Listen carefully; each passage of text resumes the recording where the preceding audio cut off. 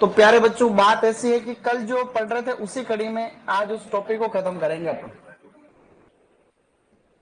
जैसा कि आप सभी को पता ही है कि फिजियोलॉजिकल डिसऑर्डर्स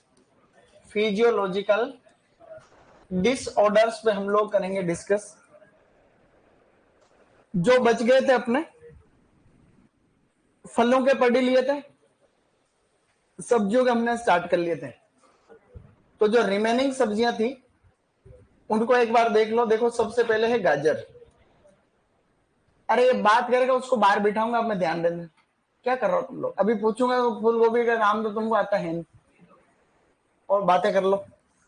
तो ऐसा है कि गाजर के अंदर एक डिसऑर्डर जो होता है उसे हम लोग कहते हैं कैविटी स्पॉट। क्या कहते हैं बच्चे लोग?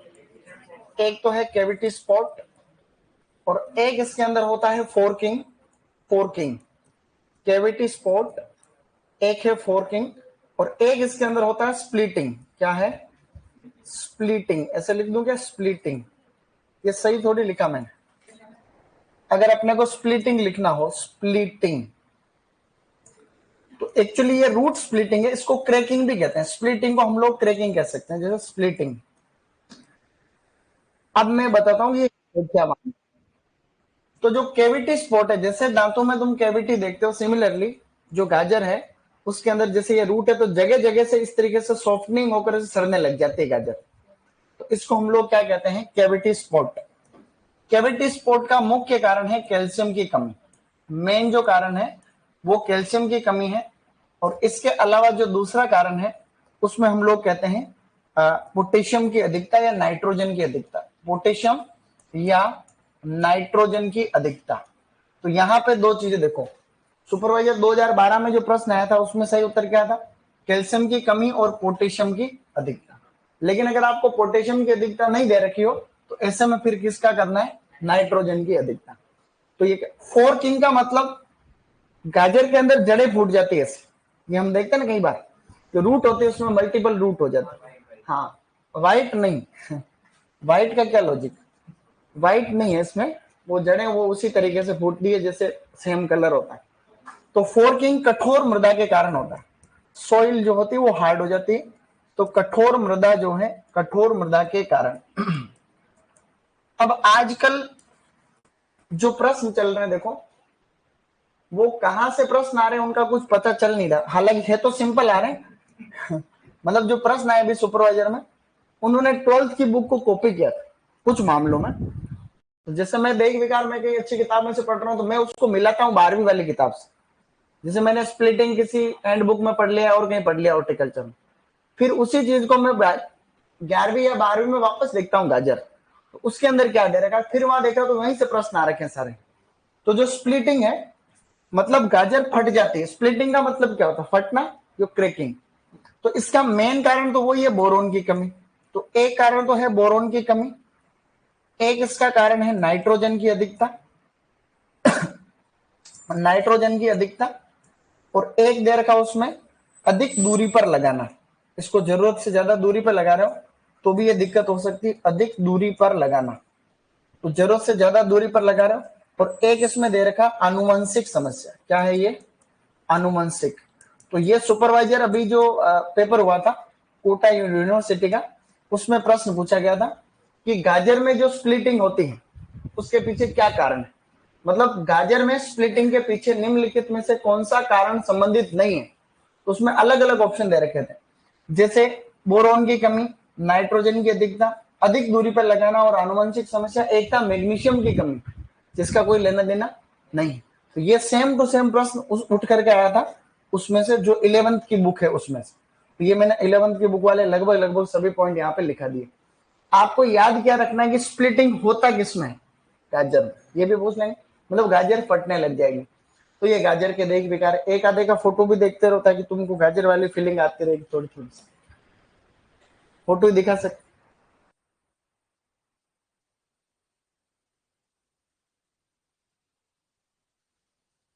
शुरुआत तो हुई नहीं। तो अब वो गाजर के फोटो देख लो तुम लोग 4K। भाई सबका अलग अलग इंटरेस्ट देखो। फोर्किंग इन कैरेट, फोर्किंग इन कैरेट, तो ये इस प्रकार से जो हो जाती है गाजरें, वो उस इसको अपन फोर्किंग कहते हैं। ये इस तरह, ये जो है ये फोर्किंग। इसी प्रकार से अपने जो स्प्लिटिंग है, स्प्लिटिंग इन कैरेट, तो स्प्लिटिंग जो हो जाती है वो किस प्रकार से जो है, सही तो लिख रहा हूं, ऐसा नहीं सर्च करे कुछ और ही आ जाए, क्योंकि स्प्लिटिंग में कुछ और ही आ जाता है वैसे। ये सही है। तो इस प्रकार से जो हो जाती है, ये गाजर फटने लग जाती है इस तरीके से। क्रैकिंग भी बोलते हैं मैंने कहा, और स्प्लिटिंग भी बोलते हैं, क्रैकिंग भी बोलते हैं, इस तरीके से। तो ये कुछ कुछ पॉइंट है जो हमें याद रखने चाहिए थे। तो गाजर में कौन कौन से हो गए देखो, cavity spot, forking and splitting, ठीक है ना, ये हम ध्यान रखेंगे। इसी प्रकार से सिमिलरली मूली में, मूली को कहते हैं रेडिश, क्या कहेंगे, मूली जो होती है उसके अंदर भी कुछ अच्छे अच्छे देख बिगाड़, जैसे एक उसके अंदर होता पीथीनेस, क्या होगा, पीथीनेस। पीथीनेस के अलावा इसके अंदर एक होता है जिसको हम लोग कहते हैं आकाशीन, क्या कहेंगे, आकाशीन। तो पीथीनेस के अलावा आकाशीन, और बेटा एक इसके अंदर होता है ब्राउन हर्ट, क्या होगा, ब्राउन हर्ट। तो तीन समस्याएं आपके सामने है। तो पीथीनेस का मतलब तो एक्चुअली होता क्या है, जैसे जो मूली होती है, तो तुम देखते हो कि कई दिनों तक अपन ने हार्वेस्टिंग नहीं करी, तो अंदर से स्पॉन्ज जैसी हो जाती है मूली, अंदर से स्पॉन्ज हो जाती है, टिश्यू में हवा भर जाती है, तो वो लेट हार्वेस्टिंग के कारण ऐसा होता है। तो पीथीनेस के पीछे जो कारण है वो एक जो है देरी से तुड़ाई या देरी से खुदाई। तो लेट हार्वेस्टिंग कर रहा हो, देरी से तुड़ाई कर रहा हो, नंबर वन। दूसरा इसमें होता है हाई टेम्परेचर या अधिक तापमान। अब इसका एक प्रश्न आया हुआ है सीयूईटी पीजी में, जो कि आप लोगों को पता रहना चाहिए कि निम्नलिखित में से आप जो है बहुत सारे कथन दे रखे थे, 4-5 कथन, उसमें से एक कथन दे रखा था कि जो पीथीनेस होता है वो सर्दी के बजाय गर्मी वाली फसल में ज्यादा होता है। मेरी बात, तो वो कथन सही हो गया नहीं हो गया भाई, वो विंटर सीजन से ज्यादा समर सीजन में प्रॉब्लम होती, क्यों होती, क्योंकि इसका मेन कारण क्या है, हाई टेम्परेचर है। तो वो कथन उस कैटेगरी में जो है सही था। आकाशीन में क्या होता है कि जो रूट की ग्रोथ होती है वो रुक जाती है, जैसे रूट की ग्रोथ है ये ऐसा हो रहा है, ये ऐसी मूली देखी क्या तुमने कभी, जबकि मूली होनी चाहिए ऐसे, और ऐसे जड़ की ग्रोथ जो होती है वो रुक जाती है, और ये रुकने के पीछे कारण क्या है, बोरोन की कमी। ब्राउन हर्ट, यानी कि अंदर से जो है हर्ट जो है वो काला काला हो जाता है, काला मतलब ब्राउन कलर, हर्ट मतलब बीच में से इस तरीके से ये भूरा भूरापन है। इसके पीछे भी क्या है, बोरोन की कमी। ये मल्टीपल टाइम पूछे गए क्वेश्चन। अभी तुमने टेक्निकल असिस्टेंट जोबनेर यूनिवर्सिटी का पेपर देखा होगा टीए का, उसमें पूछा था कि भाई मूली में आकाशीन किसके कारण होता है, बोरोन की कमी में। पिथीनेस तो आए दिन आता ही रहता है, तो इसको क्या ही कहना है, ये पूरा इंपॉर्टेंट है। ये ब्राउन हर्ट बीएचयू के पेपर में आ रखा है कि भाई ब्राउन हर्ट जो होता है ना वो किसके कारण होता है, तो बोरोन की कमी। तो पिथीनेस देरी से तोड़ाई के कारण और हाई टेम्परेचर के कारण, आकाशीन बोरोन डेफिशिएंट। तुम तो ये याद रख लो आकाशीन होता है किसमें, ये भी प्रश्न है अपना। अब बची हुई चीजें हैं लास्ट, जैसे कि आलू। तो एक दो बातें आलू में भी हमको याद रखनी चाहिए। आलू, तो आलू का सबसे ज्यादा बार पूछा गया प्रश्न है ब्लैक हार्ट। तुमको पता ही है ब्लैक हार्ट। तो ब्लैक हार्ट के लिए एक एग्जाम में ऑप्शन में आया था कृष्ण क्रोड, क्या आया था, कृष्ण क्रोड। मैंने कहा कृष्ण क्रोड किसको कहता है, तो फिर अंग्रेजी में देखा तो पता चला ब्लैक हार्ट। तो ये आलू अंदर से जो काला काला हो जाता है ये उसकी वजह से होता है, अंदर से ब्लैकिश जो है, ये भंडारण के समय ऑक्सीजन की कमी से होता है। भंडारण में ऑक्सीजन की कमी, ऑक्सीजन की कमी। हम लोग यूं भी कह सकते हैं पुअर वेंटिलेशन, वेंटिलेशन प्रॉपर नहीं है, हवा आ जा नहीं रही, तो ये समस्या कॉमन हो जाएगी भंडारण। एक इसके अंदर जो होता है होलो हार्ट, होलो हार्ट हमने कल भी पढ़ा था, होलो स्टेम किसमें पढ़ा था बताओ। तो उसी प्रकार से होलोनेस का मतलब खोखलापन होता है, तो इसमें भी जो है ये आलू अंदर से खाली खाली या खोखले खोखले से रह जाते हैं। देखो इस तरीके से हम यहाँ अगर सर्च करेंगे ना तो यहाँ इंटरनेट पे सारी चीजें यहाँ अवेलेबल है। तो यहाँ आप लिखेंगे होलो, होलो हार्ट इन पोटेटो, तो ये आ जाएगा होलो हार्ट इन पोटेटोज। तो ये अंदर से क्या होता है कि खाली या खोखला टाइप रह जाता है, ये देखो है क्या? तो इसी प्रकार से काला हो जाएगा, अंदर तो ब्लैक हार्ट है। तो इस तरीके से जो है ये नाइट्रोजन के जो है, ये नाइट्रोजन के एक्सेस के कारण या बोरोन की कमी, नाइट्रोजन की तो है अधिकता और बोरोन की क्या है, कमी। ये हमको याद रखना। हमको ग्रीनिंग के बारे में तो पहले से पता है, हरापन, हरेपन को हमने क्या बोला था बच्चे लोग, ग्रीनिंग। तो ग्रीनिंग जो होती है ये किसके कारण हो रही थी, सोलेनिन कंपाउंड के कारण। सोलेनिन पढ़ा था क्या हमने, ये सोलेनिन के कारण होती है। और सोलेनिन क्यों बनता है, अगर कंद सूर्य की किरणों के डायरेक्ट संपर्क में आ जाता है तो वहां पर क्या बनता है, सोलेनिन। तो ये तीनों, इनमें से भी जो सबसे बार बार पूछा गया है वो कौन सा है, ब्लैक हार्ट, जो हमेशा ही आया है किसी न किसी एग्जाम। तो ये लगभग लगभग अपन फाइनल स्टेज पे पहुंच चुके हैं। जैसे खीरा है, तो खीरे के अंदर एक प्रॉब्लम होती है जिसको कहते हैं पिल्लो। क्या कहते हैं, पिल्लो। तो खीरे में एक पिल्लो होता है, ये भी पूछ लेते हैं। पिल्लो का मतलब होता है तकिया। क्या है, तकिया। तो जो पिल्लो होता है वो इस तरीके से देखो। अब पिल्लो मतलब ऐसे, ये खीरा जो होता है, ये लो। अब ऐसा कौन सा तकिया होता है लेकिन एक्चुअली क्या है कि ये पुराने जमाने का तकिया, मतलब बीच में से भाई कोई एक जैसा शेप तो नहीं, एबनॉर्मल शेप हो जाता है खीरे का, मतलब बीच में से हल्का सा फूल जाता है। तो इस तरीके से ये पिल्लो जो होता है कैल्शियम डेफिशिएंसी के कारण होता है। आपको सीधा ही पूछ लेंगे प्रश्न कि भाई पिल्लो होता किसमें।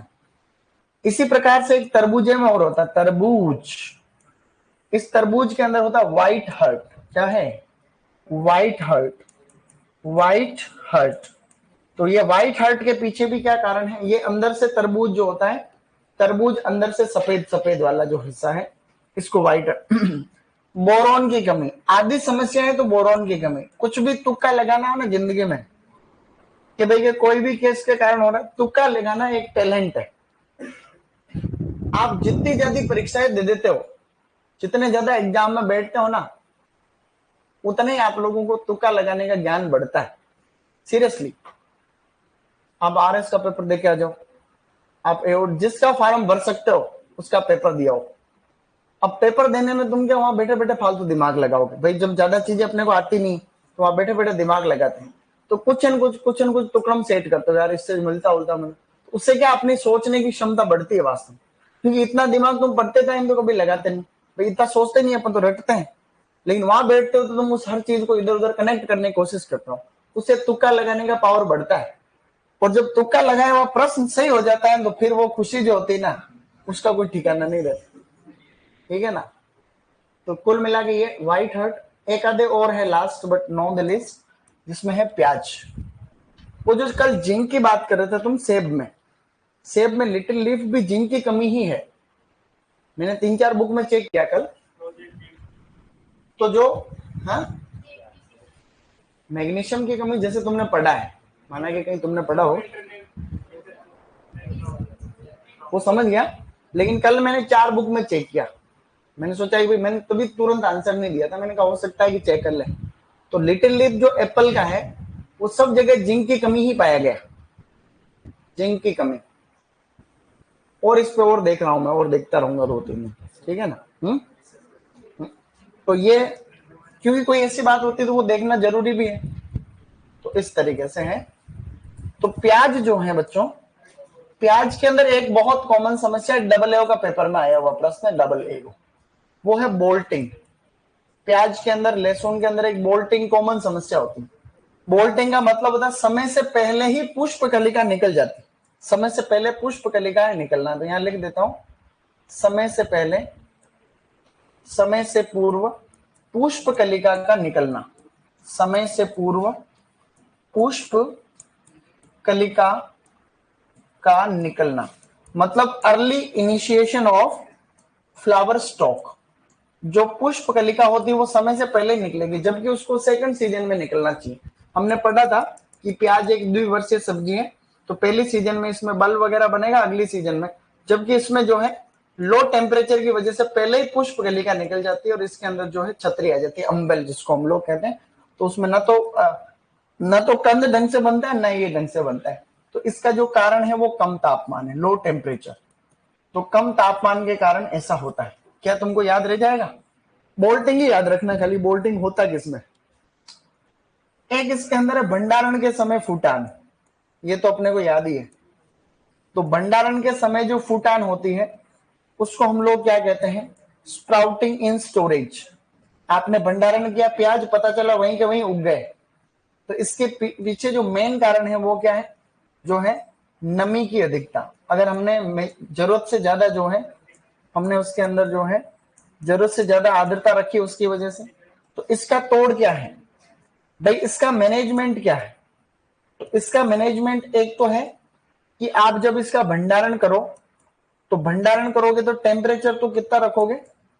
लगभग 0 डिग्री सेंटीग्रेड तो टेम्परेचर रखना है, प्लस लगभग 60 से 70% ही आप लोगों को जो है रिलेटिव ह्यूमिडिटी रखनी है। हमने पढ़ा ना अपेक्षित आर्द्रता, तो अपेक्षित आर्द्रता 60 से 70 जो है 65% तक रखनी। बाकी क्रॉप में अपन 85, 90, 95% तक रखते हैं।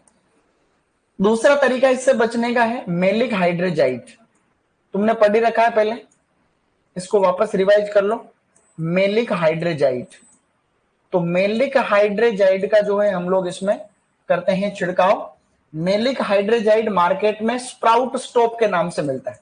स्प्राउट स्टॉप, स्प्राउट स्टॉप के नाम से आप देखोगे, क्योंकि फूटान को स्प्राउटिंग कहते हैं, तो स्प्राउटिंग को रोकेगा तो स्प्राउट स्टॉप के नाम से मिल गया। तो ऐसे तो हम ये बुआई से पहले ही इसका जो है कई बार छिड़काव कर लेते हैं।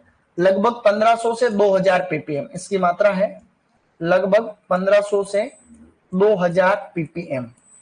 तो अभी हमने कुछ पढ़ा क्या आज? ये टॉपिक अपने को इतने ही याद रखना। गाजर के अंदर क्या क्या है? Cavity spot, forking, splitting. मूली के अंदर पीथीनेस, आकाशीन, ब्राउन हर्ट। इसमें आलू के अंदर ब्लैक हर्ट, होलो हर्ट और हरापनिया ग्रीनिंग। और खीरे में पिल्लो और तरबूजे में व्हाइट हर्ट और प्याज में बोल्टिंग और ये स्प्राउटिंग इन स्टोरेज। इसको अपन एक बार लिखेंगे, फिर अपन आगे बढ़ेंगे। अगला एक कोई टॉपिक देखते हैं। सर तुक्का सबसे पहले गलत होता है। मैं तभी तो कह रहा हूं सीखना पड़ता है, पहले सीखो। जिस किसी एग्जाम में एक प्रश्न 4 नंबर का हो और माइनस मार्किंग खाली 1 नंबर हो, मतलब 1/4, उसमें आपको अधिकतम प्रश्न करने चाहिए। नहीं समझे? ज्यादा प्रश्न करने चाहिए।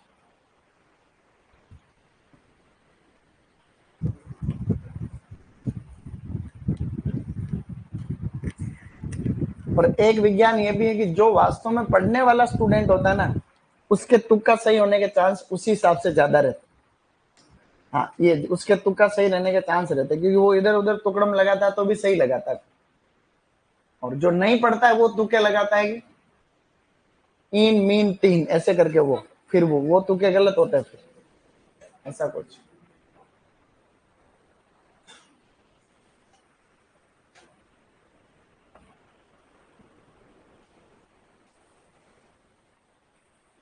सर आज आपकी क्लास पहले लगी, नोटबुक नहीं लेके आए।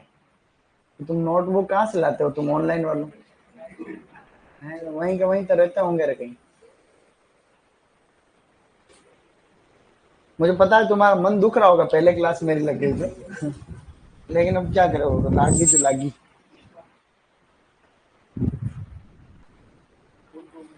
है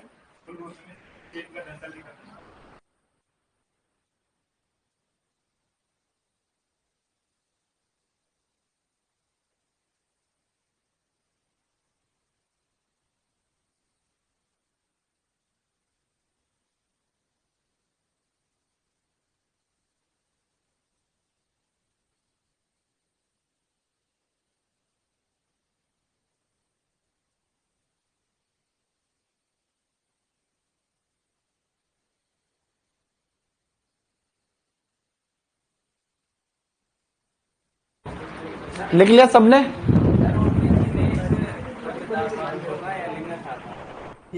वो तो यार चेक ही नहीं किया मैंने, आज करूंगा, आज चेक करूंगा। ठीक है, डन गाइस, आगे बढ़ाऊं? तुरंत लिखते जाओ फटाक फटाक से, ये लो ऐसे चुटकियों में। हाँ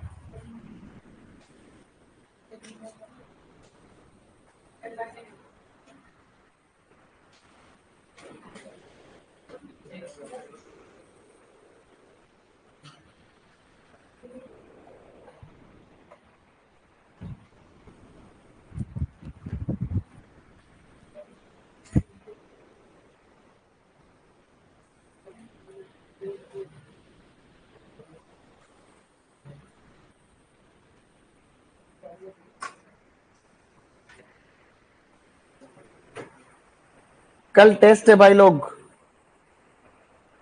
सब देना, कोई भी टेस्ट, सबको टेस्ट देने आना है, ध्यान रखना।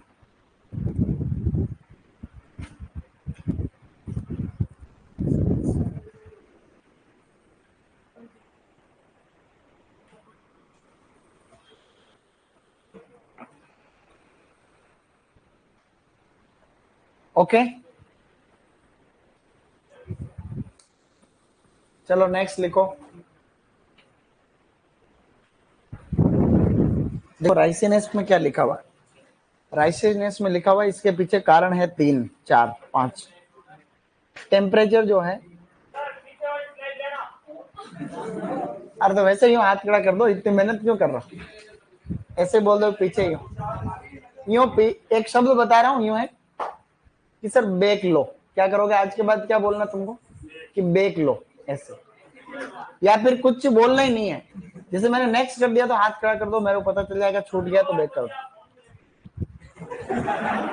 अरे तो हाथ खड़ा करो यूं, अरे बेवकूफ, तुम देख तुम लिखो तो सही।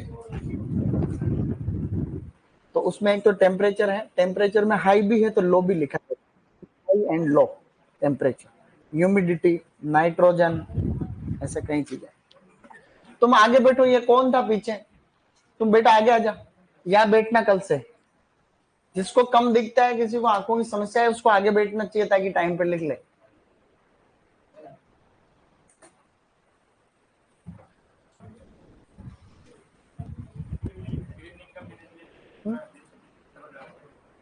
ग्रीनिंग के लिए तो हम अर्थिंग अप करते हैं, मिट्टी चढ़ाएं। हाँ देखेंगे, और आलू पढ़ाऊंगा अभी तो मैं।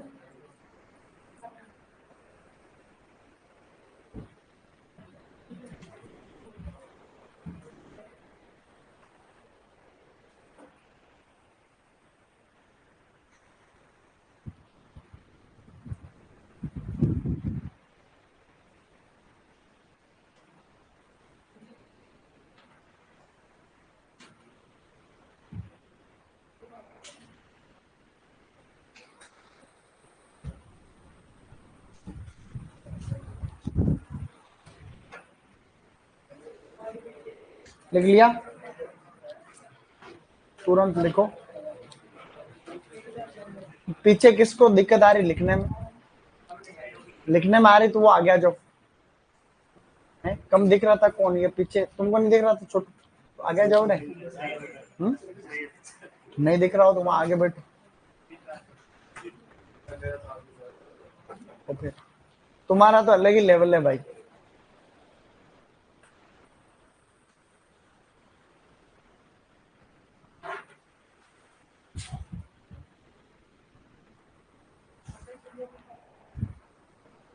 तुम क्यों नहीं आए कल, कर आ जाए इधर है, सर दर्द कर टेबलेट लिया हुआ एक, वो तो मैं जानता हूँ सब, डबले वाले सच बोलते ही नहीं है। बीएससी एजी होने के बाद में आदमी इतने सारे उतार चढ़ाव देख लेता है कि उसके बाद में कैसे भरोसा करे, विश्वास नहीं होता। डन, ये लास्ट।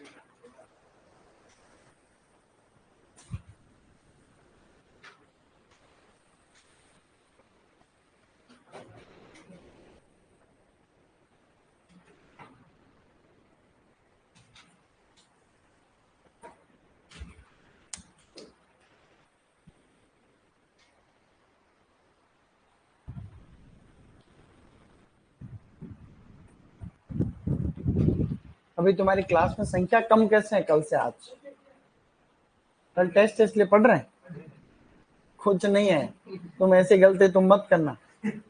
कि तुम टेस्ट के चक्कर में तुम क्लास ही नहीं लो। घर पे कौन सा पढ़ रहे हैं जो मुझे पता है, ये गलत फहमी है ना। कभी भी क्लास मिस मत करना, मैं भी कभी क्लास मिस नहीं करता।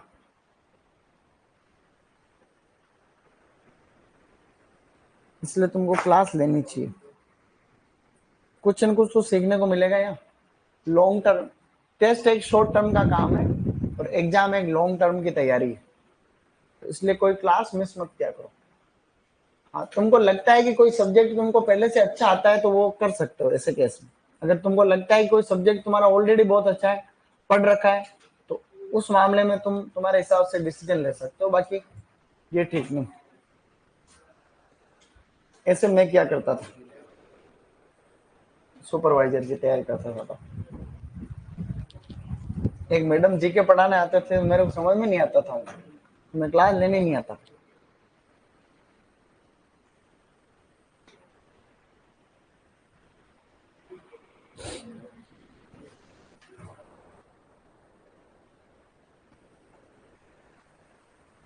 डन गाइस, तुरंत लिखो, तुरंत लिखो, त्वरित।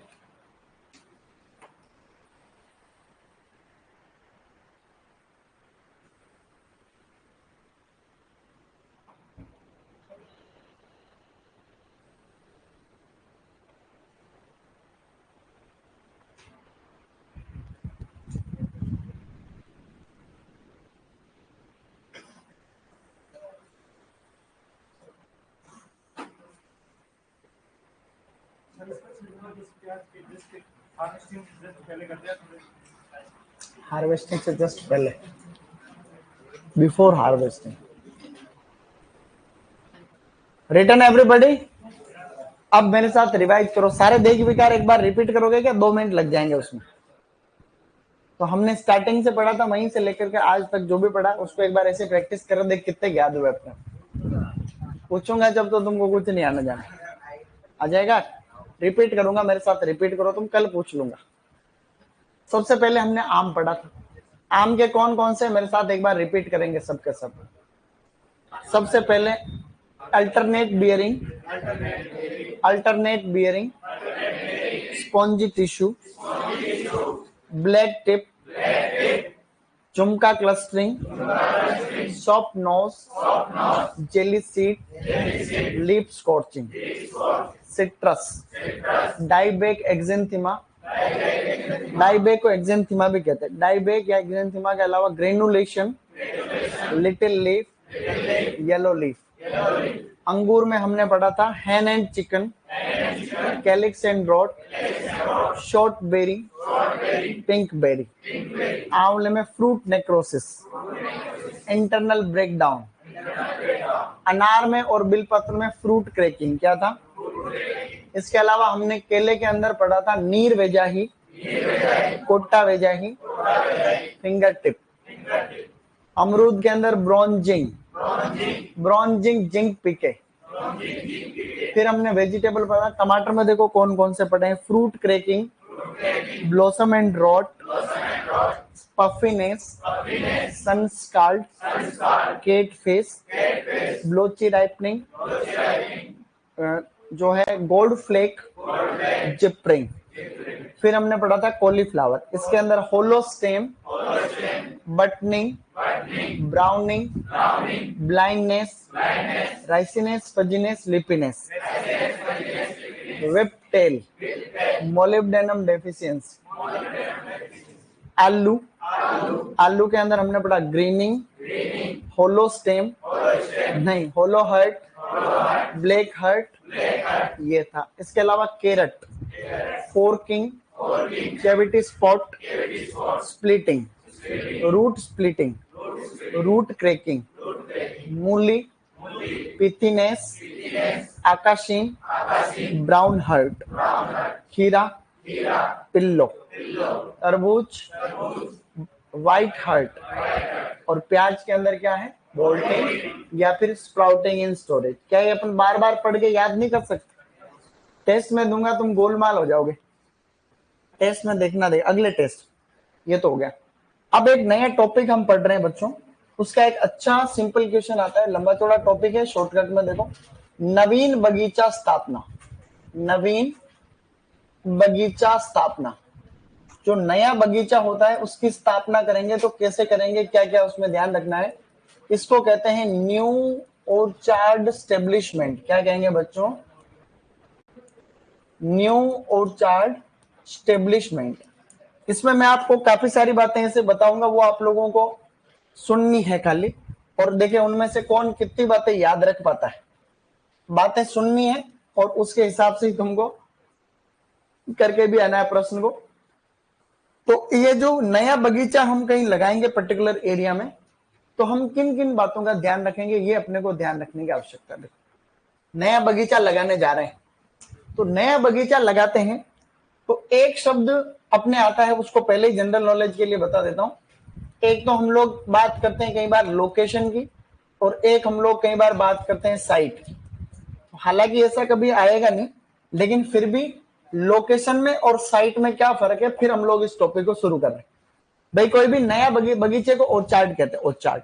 तो नया ऑर्चार्ड जो हम लोग लगा रहे हैं, ये ऑर्चार्ड में लोकेशन से क्या समझ रहे हैं और साइट से क्या समझ रहे हैं। लोकेशन से हम ये समझते हैं कि हमें क्या इसको सिटी के पास में लगाना है, या हमें कहीं जो है इसको गांव साइड में लगाना है, टाउन में, या हमें इसको हाईवे के आसपास लगाना है। मतलब इसको हम लोग पर्टिकुलर कह रहे हैं लोकेशन क्या है इसकी, क्या ये शहरी क्षेत्र में लगेगा, क्या ये गांव साइड में लगेगा, क्या ये हाईवे में लगे, हाईवे के आसपास वाले एरिया में होना चाहिए। तो जब हम लोकेशन की बात करते हैं, इसका मतलब हम ये बात करना चाह रहे हैं कि वो कहां लगेगा, इस बारे में हम डिस्कस कर रहे हैं। When it comes to site, तो हम साइट की जब बात करते हैं तो हम ये देखते हैं उसमें कि मृदा की टोपोग्राफी कैसी, टोपोग्राफी में समझते हो तुम लोग, हाँ, स्थलाकृति जो है इसकी कैसी है। इसके अलावा हम लोग देखते हैं कि पानी की उपलब्धता वहां पर है कि नहीं, यानी कि जो है वाटर बॉडी वगैरह की क्या कंडीशन वहां पर है। इसकी जो है समुद्र तल से ऊंचाई क्या है, यानी कि अल्टीट्यूड वगैरह। तो ये इस तरीके के जो पॉइंट्स होते हैं जो थोड़े से साइंटिफिक एस्पेक्ट के रिलेटेड है, कि भाई ढलान कितनी होनी चाहिए एक बगीचे के लिए, पानी की उपलब्धता होनी चाहिए, मीठा पानी, खारा पानी, मृदा कैसी होनी चाहिए, वो सब बातें। तो कभी भी आपको पूछें कि आप लोकेशन से क्या समझे, सिलेक्शन ऑफ लोकेशन का मतलब क्या हुआ, ये कहां पे इसकी पर्टिकुलर स्थिति है, लोकेशन क्या है। और साइट का मतलब आप जहां बगीचा लगाना चाह रहे हो, तो आप इसको कहां पे लगाओगे, उसमें ये देखोगे कि भाई भूमि की स्थिति कैसी है, वाटर बॉडी की क्या है स्थिति, और समुद्र तल से ऊंचाई से सीधा मतलब है जलवायु। समुद्र तल से ऊंचाई से क्या है, जलवायु। अब हम लोग इसको आगे बढ़ेंगे। ये तो मैंने हल्का सा आपको खाली लोकेशन और साइट में फर्क बताया है, ये अपने को ध्यान रखना है। जैसे ये प्रश्न एओ 2005 के अंदर आया हुआ था प्रश्न, ये मैंने एक बुक के अंदर देखा। तो कि भाई लोकेशन से आप क्या समझ रहे हो, तो साइट जो आपका सिटी, टाउन या फिर हाईवे से रिलेटेड हम बात करेंगे, लोकेशन कहाँ अपन इसको लगाएं तो ज्यादा अपने को पैसा मिलेगा, तो उसको अपन लोकेशन कह रहे हैं। और इन स्पेसिफिक पॉइंट से हम ये समझते हैं ये साइट की बात हो रही है। अब अपन जो साइट या लोकेशन का जो सिलेक्शन करते हैं, उसमें हम किन बातों का ध्यान रखेंगे, उसको अपन सीधा कहते हैं स्थान का चुनाव। इन दोनों बातों का यही मतलब है कि स्थान का चुनाव। स्थान के चुनाव को हम लोग बेटा कहते हैं रे सिलेक्शन ऑफ साइट। क्या कहेंगे, सिलेक्शन ऑफ साइट। तो साइट का जो सिलेक्शन है, कौन है रे भाई, इसको कर दो बंद। अब सिलेक्शन ऑफ साइट में हम किन किन बातों का ध्यान रखते हैं, मैं जो है अच्छे तरीके से आप लोगों को बताने की कोशिश करता हूं। सबसे पहले आप कोई भी बगीचा लगाना चाह रहे हैं, ये तुम्हारे बहुत काम में आएगा। तुम कल डब्ल्यू बन गए, हॉर्टिकल्चर में बने चाहे, तो आपके पास किसान डाउट पूछने के लिए बहुत आएंगे। तो जैसे एग्रीकल्चर वाले स्टूडेंट को कैसा होना चाहिए, या एग्रीकल्चर के अधिकारी को, आज की तारीख में मार्केट में एग्रीकल्चर के किसी भी अफसर की इज्जत है जीरो, कोई गांठता नहीं, ना तो कृषि पर्यवेक्षक, ना डब्ल्यू, कोई भी बड़ा अधिकारी। उसका कारण है हम रास्ते चलते कोई बता देते हैं। अब कोई तुम्हारा दोस्त है गांव का मिलने वाला, तुम अधिकारी हो, तुमको कोई मिला, अब तुम मिल गए इसलिए उसने दवाई पूछ ली, तुम नहीं मिलते तो कुछ नहीं पूछता। जैसे तुम जा रहे हैं, कोई आदमी क्रॉस होया, अरे यार खेत खाली पड़ा, क्या बोऊं इस बार सर, तो तुमने बता दिया ये वो, तो उसको ना तो तुम ढंग से बता पाए और ना उसका कोई मतलब था, तुम मिल गए इसलिए पूछ लिया। तो आप अगर उसको जो है कोई रास्ते चलते पूछे, तो उसको बोला फ्री टाइम में इस समय मैं फ्री हूं, मेरे पास आना, मतलब बताना ही बंद कर दो बिल्कुल। रास्ते चलते को किसी को कुछ बताओ मत, ज्यादा बोले कि क्या छिड़को तो के 2,4-D। इसे वास्तव में पटवारी लोगों ने देखा, पटवारी सीधे मुंह बात नहीं करता किसी, लोग उसके आगे पीछे घूमते रहते, नहीं कि भाई उस दिन आना, उस दिन आना, उस दिन आना। तो ये हमें कहीं ना कहीं मैनेज करना आने वाले टाइम पे, तभी जाकर के थोड़ा मार्केट में थोड़ी सी तुम्हारी बनेगी तो कुछ ढंग से बता पाओगे। तो उनकी काउंसलिंग करो, काउंसलिंग। सबसे पहले हम बात रखेंगे जलवायु की। आप फ्रूट का जो सिलेक्शन करो वो बच्चे लोग आप करो क्लाइमेट के अकॉर्डिंग। हमने पहले एक वर्गीकरण भी पढ़ा था क्लाइमेट का। तो कोई भी फल किसान कब लगाए, कौन से फल का चुनाव करें, हमको ये बात का पता रहना चाहिए कि किस पर्टिकुलर इलाके में की जलवायु कैसी है और कौन सा फ्रूट कौन सी जलवायु में आता है, ये बेसिक। तो आपको कोई जैसलमेर का दोस्त मिल गया और यार एप्पल एप्पल एप्पल लगा, भाव 100 रुपए से कम तो कभी आए नहीं जिंदगी में, तो हम उसको एप्पल, अब जैसलमेर में एप्पल हो सकता है क्या, क्योंकि वो तो टेम्परेट क्लाइमेट का, जैसलमेर में तो गर्म है माहौल। तो हमें जलवायु की पूरी जानकारी चाहिए कि उदयपुर के पर्टिकुलर एरिया में कौन सा फ्रूट हो सकता है, तो ही आपको लगाना है। कि भाई चित्तौड़ में कौन सा हो सकता है, तो वही फ्रूट अपने को, हर एक जिले की भी अपनी जो है स्पेसिफिक गाइडलाइन होती है हॉर्टिकल्चर डिपार्टमेंट की, तो वो अपने को ध्यान रखना है। तो हमेशा जलवायु के आधार पे ही अपने को फ्रूट का सिलेक्शन करना है, नंबर 1। दूसरा, अब इस मृदा में कई बातें आती, मृदा व स्थलाकृति।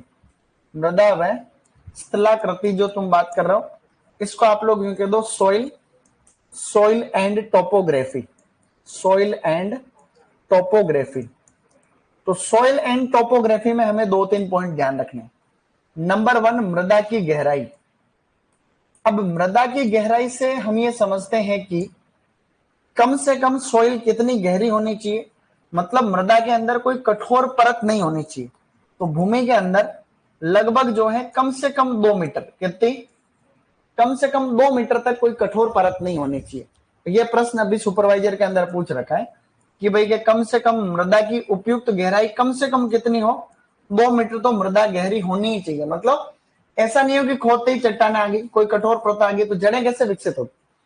अगर 2 मीटर से कम है तो आप पपीता लगाओ, भाई ऐसे फ्रूट लगाओ जिनकी जड़ें ज्यादा गहरी नहीं जाती। तो अकॉर्डिंग टू ये, इसके अलावा मृदा का ढलान कितना रहना चाहिए, तो मृदा का ढलान रहना चाहिए 5% से कम, 5% से कम। अगर 5% से मृदा का ढलान ज्यादा है तो ऐसे में दिक्कत है। अगर 15% से ज्यादा है तो बगीचा बिल्कुल ही नहीं लगा सकते। ढलान से यूं समझते ही, हल्की सी ढलान चल सकती है, ज्यादा नहीं। इसके अलावा मृदा कैसी बढ़िया रहेगी, बलुई दोमट हमेशा ज्यादातर प्लांट के लिए बेस्ट। बलुई दोमट मृदा, तुम सभी इस बात को तो समझ रहे हो, ऐसी मृदा जिसका पीएच भी जो है बिल्कुल उदासीन हो, 6.5 to 7.5 सबसे बढ़िया पीएच रहता है। तो ये प्रश्न आएगा तो तुम कर लोगे। तो इस बात का भी अपने को ध्यान रखना है कि ऑप्टिमम जो है इसकी जो आपकी जो स्लोप रहती है वो, और गहराई कितनी रहती है, इन बातों का ध्यान रखेंगे कि नहीं रखेंगे, तो ये रखने वाली बात है। आगे बढ़ो। और हम कौन से बिंदु पे हम ध्यान रखेंगे, हम ध्यान रखेंगे परिवहन, परिवहन या फिर यातायात, जिसको कहते हैं ट्रांसपोर्टेशन। ट्रांसपोर्टेशन मतलब अब यहां पे हम ये समझे कि आपका बगीचा ऐसे नहीं हो रहा है कि जंगल में मंगल, तुमको पता ही नहीं कि मार्केट कहां बगीचा कहां लगा है। मतलब वहां से ऐसा व्यवस्था होनी चाहिए, कोई अच्छी सड़क हो, क्योंकि फ्रूट एंड वेजिटेबल्स जो होते हैं बच्चे लोग, ये हाईली पेरिशेबल नेचर के होते हैं, इनका डिटेरियोरेशन जल्दी होता है। भाई तुमने गेहूं है, मक्का है, तो एक बार डाल दिया तो कई दिन तक खराब नहीं होता। फल सब्जियों को कहीं रख थोड़ी सकते हैं, फल सब्जियां तो जल्दी खराब होने वाले, इसके लिए शब्द आता है पेरिशेबल। क्या है, पेरिशेबल नेचर के होते हैं। इसलिए हमें क्विक ट्रांसपोर्टेशन की फैसिलिटी चाहिए। अगर आपने मीट शाम को तोड़ी है तो सुबह मार्केट में ले जाना पड़ेगा, टमाटर है तो तुरंत मार्केट में ले जाना पड़ेगा। तो अच्छी ट्रांसपोर्टेशन और सड़क की व्यवस्था होनी चाहिए, तो ही जाकर के बात बनेगी। तो आपको सड़क नहीं बनानी, आपको बगीचा लगाओगे तो ध्यान रखोगे कि भाई मैं कौन से फ्रूट लगा रहा हूं और उसको तुरंत मार्केट में ले जाना है, तो ये फैसिलिटी है कि नहीं, ये पहले आपको ध्यान रखना है। और कौन कौन से बिंदु का ध्यान रखना चाहिए भैया, इसी तरीके से हम इसके अंदर ध्यान रखेंगे सिंचाई और जल निकास। सिंचाई यानी इरिगेशन और जल निकास। जल निकास को हम क्या कहते हैं, ड्रेनेज कहते नहीं कहते। तो irrigation, irrigation and drainage, irrigation and drainage मतलब अच्छा मीठा पानी की अवेलेबिलिटी होनी चाहिए, ये सबसे बड़ी बात है। तुम सभी अलग अलग गांव से आते हो, खेती के लिए सबसे आवश्यकता है अच्छा मीठा पानी। कई जगह ऐसी है जहां खेतों की कमी नहीं, लेकिन पानी मीठा नहीं।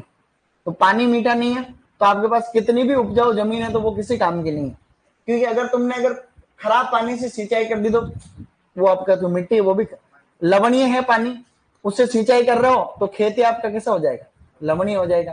तो मीठा पानी बहुत जरूरी है। तो बगीचे के लिए अभी आज दिक्कत ये आ रही है, जैसे हॉर्टिकल्चर डिपार्टमेंट में जैसे हम लोग करते हैं काम, तो हमने बहुत बहुत बगीचे लगाए। चित्तौड़ में हमने खूब बगीचे लगाए जम के। 2-3 साल में क्या दिक्कत आती, वो जो ड्रिप होती है, ड्रिप ड्रिप की नली भी चौक हो जाती, क्योंकि उसमें सॉल्ट जो होता है वो इकट्ठा हो जाता है, वो बिल्कुल खत्म। तो इसी तरीके से जो प्लांट होते हैं, अब अगर आपका पानी खराब है या फिर मिट्टी ठीक नहीं है, लवणीय है, क्षारीय है, तो ऐसे फ्रूट लगाने चाहिए जो उसको सहन कर ले। जैसे पीएच थोड़ा हाई है तो आप क्या लगाओगे, आप अनार लगा सकते, आप बेर लगा सकते, आंवला लगा सकते हो, खजूर लगा सकते हो, अनार लगा सकते हो। जो हाई पीएच को टॉलरेट कर सके वो क्रॉप लगेंगे। और ये सबसे इंपॉर्टेंट बात देखो, आगे हमने बहुत सारे बगीचे ऐसे देखे जहां पे हम लोग क्या सौर ऊर्जा का वेरिफिकेशन करने गए बारिश के मौसम में, आजकल के टाइम हमारे एडी साहब और हम गए, तो हम इतने इतने पानी में चल के गए एक बार, इतने इतने पानी, क्योंकि वेरिफिकेशन करना मस्त है। तो हमने क्या करा, फोन वोन सारा का सारा निकाल करके रखा, और उसके बाद में जो है एक लड़के ने ऐसे फोन लिया, क्योंकि वो ऑनलाइन होता है आजकल। तो हम ऐसे निकल गए, क्योंकि 165 किलोमीटर दूर है हमारे जहाँ रहते हैं वहां से, तो करना तो है ही है। तो हमारा रूट रहता है कि हम ऐसे करें, तो वह 12 महीने पानी भरा रहता है। तो ऐसा नहीं हो कि तुम्हारा बगीचा ऐसी जगह हो जहां अड़ोसियों पड़ोसियों का सारा पानी जो है तुम्हारे वहीं आकर के इकट्ठा हो। अगर ऐसा है तो ड्रेनेज की फैसिलिटी होनी चाहिए, क्योंकि बारिश के मौसम में दिक्कत आती। इसी प्रकार से देखो एक अच्छा पॉइंट और हम लोग देखते हैं, जिसको कहते हैं श्रमिकों की उपलब्धता। श्रमिकों कहते हैं लेबर या मजदूर। ये धीरे धीरे टाइम में इतना ज्यादा इंपॉर्टेंट होता जा रहा है, लेबर अवेलेबिलिटी। अब लेबर की अवेलेबिलिटी क्यों जरूरी है तुम समझो। भारत 1947 में आजाद हुआ, तुम्हें पता है ये बात, 15 अगस्त 1947। हाँ, मैं ऐसी बहुत सारी बातें और बताता रहूंगा।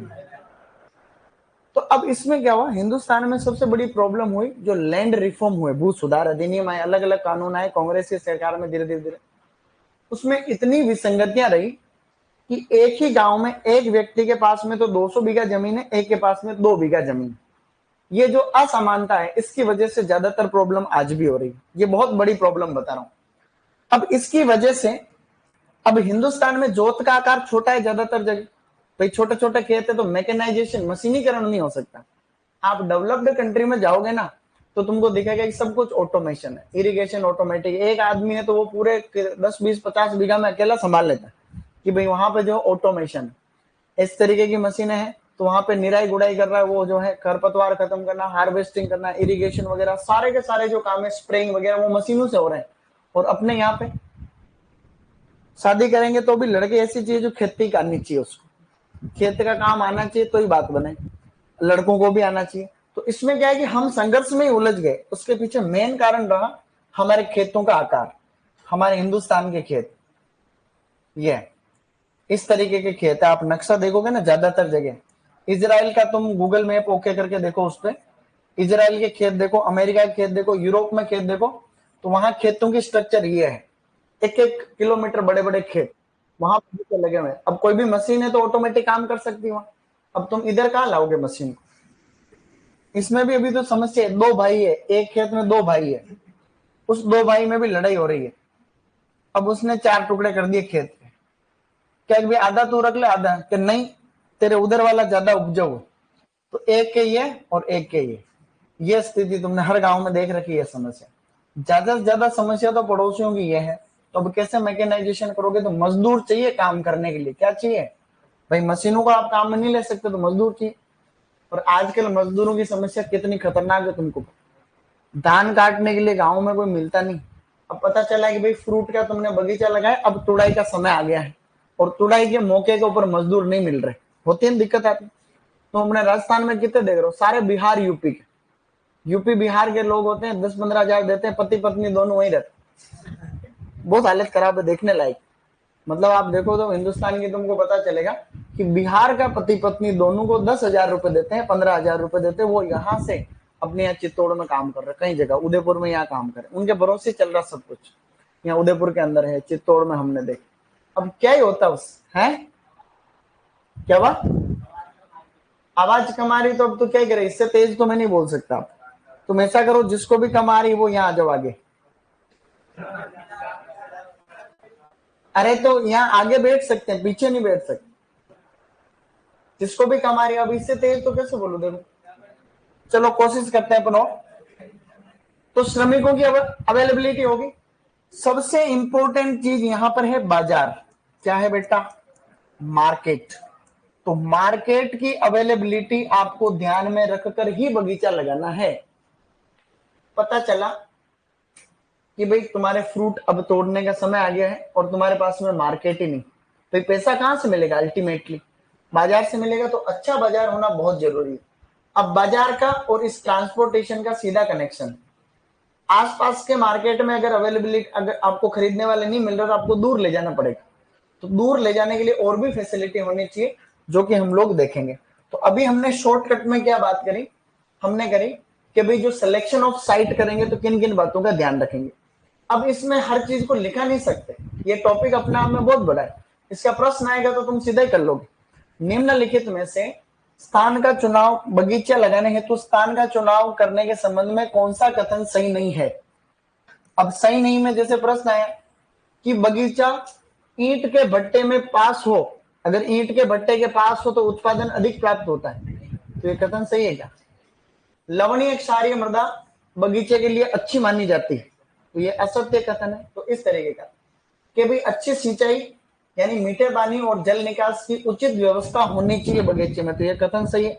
तो ऐसा पहले प्रश्न आ चुका 3-4 बार, तो इसको तुम लोग ये पॉइंट लिखो, फिर अगला पॉइंट अपन और बात करें। हैं क्या, इससे पहले वाला थोड़ी लिखना था, हाँ ये भी लिखना था।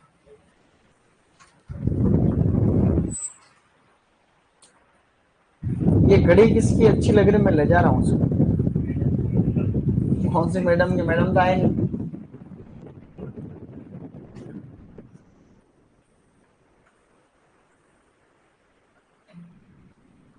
मेरी तो बेचारी घड़ी पुरानी हो गई थी।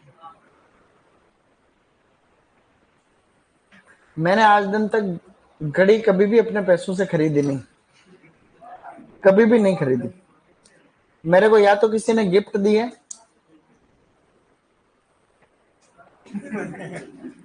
तुम सही नहीं समझ रहे हो, क्योंकि ये देखो रॉयल वालों ने दी है घड़ी, रॉयल इंस्टीट्यूट ने दी। 3 साल हो गए इसको, खराब हुए 2 साल हो गए, फिर भी बांध रहा हूँ। इसको मैं ले जाता हूँ, बताना मत है किसको देंगे, कहेंगे तो मैं पहन के आऊंगा ना फिर 6 महीने बाद। मेरे गांव का एक सुरेश है, तो उसने क्या है कि वो जो गांव में वो पहले एक गाड़ी नहीं बनाते जो तार से चलती थी ऐसे ही, आगे वो छोटी छोटी गाड़ी ऐसे ही छोटे थे, तो वो हमने बनाई थी।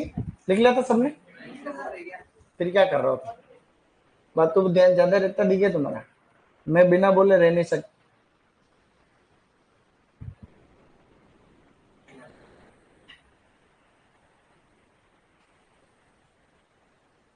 डन, अब तो लिख लिया सबने।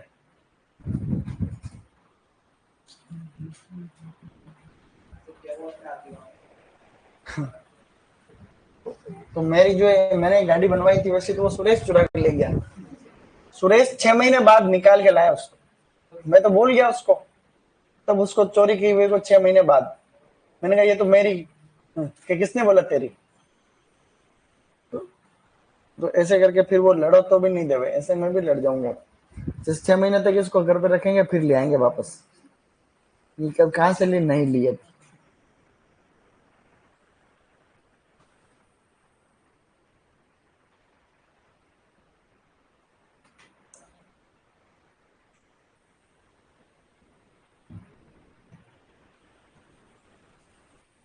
600 रुपए हो गए हैं मजदूर के गेहूं काटने, ये रेट भी अलग जगह अलग अलग।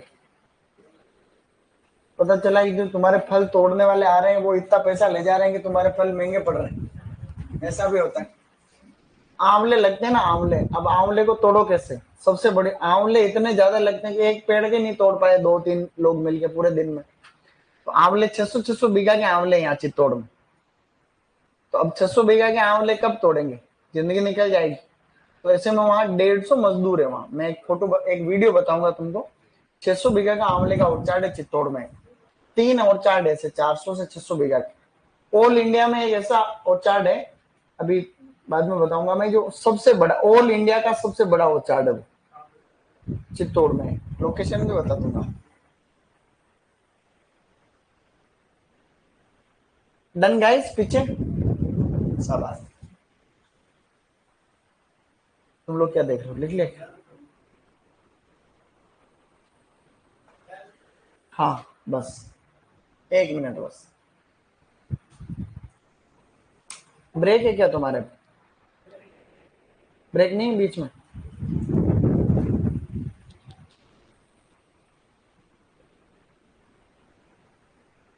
चेंज कर दूं गाइस? तुरंत लिखो इसको, तो चेंज कर लाऊंगा मैं अभी तुरंत प्रभाव से।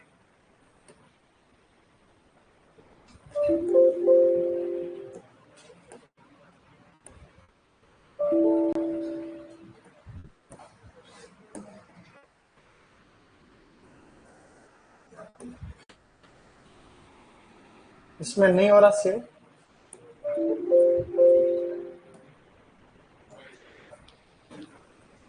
1 सेकंड बस है ना।